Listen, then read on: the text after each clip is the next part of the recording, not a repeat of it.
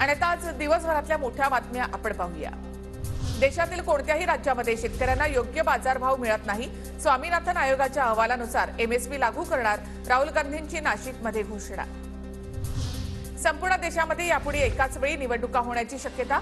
एक देश एक निवडणूक घेण्याबाबतचा अहवाल राष्ट्रपतींना सुपूर्द। एक देश एक निवडणूक घेण्याबाबत राजकीय पक्षांची संमती, सूत्रांची माहिती। 2 नव्या निवडणूक आयुक्तांची नियुक्ती। सुखबीर संधू आणि ज्ञानेश कुमार नवे निवडणूक आयुक्त।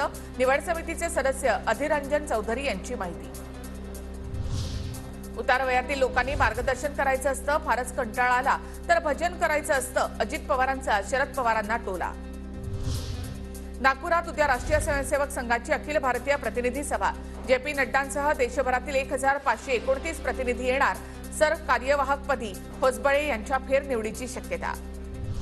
भाजपची भोकं पडलेली 3 पाट आम्हाला शिव्या देतात। उद्धव ठाकरेंची राणे कुटुंबावर जोरदार टीका। विनायक राऊत खासदार झाले नसते तर कोकणामध्ये गुंडगिरी वाढली असती, ठाकरेंचा हल्लाबोल।